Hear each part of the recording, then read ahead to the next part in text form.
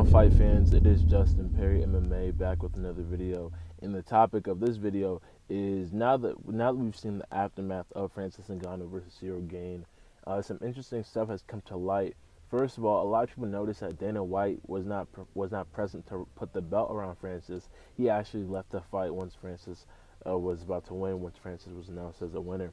Secondly, Dana White did not attend the post-fight conference, and this is coming off of the back foot of everyone talking about how Dana wasn't marketing Francis during the fight build-up. People were like, if you were a new person just now watching the build-up, you would have thought that Gane was the champion. Everything was talking about Cyril Gane, and it was giving an ode almost to Tyron Woodley versus Darren Till. How they were just promoting Darren Till, because we all know how Dana White wasn't fucking with Tyron, and people were saying this is exactly the same thing going on part two. And we all know Dana White really wanted Cyril to beat him because Francis has been the face of the fighter pay movement now. Him and John Jones, both of them in the heavyweight division, both of them obviously former champion, trying to be heavyweight contender. So with all this stuff going on, it would have been super easy if Francis would have lost. Dana would have just hit him with the same old up. You're focused on the wrong thing. Focus on fighting because you're losing. You know what I'm saying? And then Dana would have just probably released him after his contract once he lost. He would be like, oh, he's a bum. He lost. Whatever. He's not our best. And that would have ruined Francis's leverage and his negotiations. But now that Francis won, he has the ability to hold out for 6 months, and then his contract will expire, and then he can go into boxing, or he could renew a new contract with the UFC, depending on what Dana wants to do. If Dana wants to pay him fairly, and then proceed like that, because losing your heavyweight champion, especially after Francis is showing multiple dimensions, his star power is only going to increase, and on paper, he's the perfect champion to market. Super humble guy, coming from humble beginnings. He's a one-shot power. He's a monster. He's an alpha's alpha. He's super adaptable, and he's learning at an incredible pace for someone who picked up the sport very late and everything like that. He's super friendly with other fighters. We see him training with Kamaru Usman. We already know his bond with Israel Adesanya and Kamaru Usman. You know, their brotherhood that they have going on like that. You know, even with his whole camp and everyone's story over there, like it's easy to market. So the fact that Dana isn't doing that is just showing a testament to how like stubborn and pigheaded how he can be, and how if it's not his way, then it's going on the highway, for lack of a better term. If Dana doesn't get what he wants, then he's shutting everything down, in ode to similarly what happened with GSP, and how he recently shut down GSP's fight with Oscar De La Hoya because GSP is still under contract with the UFC with Dana White, and Dana White refuses to release him because he's just petty.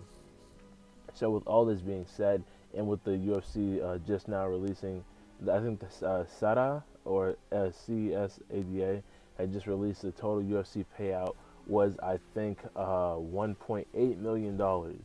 And the UFC revenue, just off of the gate alone, pay-per-view sales alone, generated around like $38 million. So, and people were talking about how Tyson Fury made $30 million, Deontay Wilder made $20 million, which means that they made 25 to 30, no, they made around 25 times more money than all of the fighters put together who fought on UFC 270, which is incredibly insane, which is incredibly sad and pitiful. And then you have Tyson Fury on Twitter talking about, hey, at Francis Ngannou, well, if you want to get paid fairly, if you want to make some real money, then just call GK, the Gypsy King. So, so with that being said, looking at Francis's post-fight conference, he was like, yeah, I want to be here, I want to do this, you know, I like being in the UFC, but at the end of the day, you know, they have to pay him fairly, because if you look at it, he got paid like what, 500, 600K. You then take like around a third of that, let's say a third, really happy, let's say a third for taxes, right? And then, you know, you got to pay gym fees, you got to pay your coaches and everybody else, right? And then, you know, you got to pay your medical bills and everything else. So he's really looking at around less than half of the actual money that he's taking home and pocketing. He's probably looking at around like 35% that he's actually going to pocket for himself. So with that being said, there's no reason why the heavyweight champion of the world is making less money than Jake Paul for boxing. There's no reason why Ben Askren made more money fighting Jake Paul than the heavyweight champion of the UFC. You know what I mean? And even not even talking about Francis, Brandon Moreno only made 200K. Davidson Figueiredo only made 150K. Like, those numbers are atrocious and they are super sad.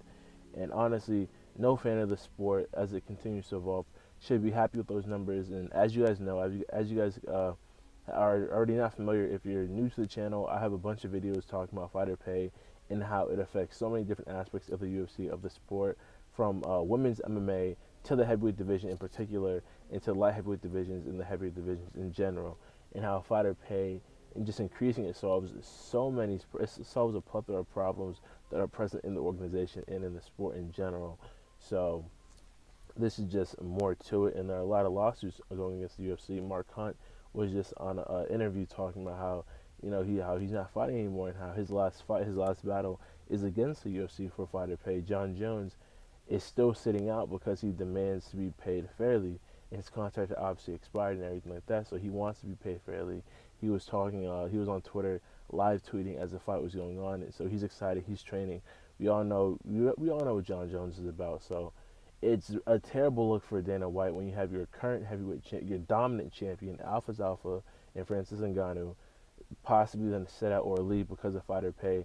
And then you have obviously the greatest, arguably the greatest, in my opinion, the greatest combat athlete of all time, the greatest mixed martial artist of all time, in John Jones, possibly sitting out or leaving the UFC because of fighter pay. And then you have all these other people talking about fighter pay too.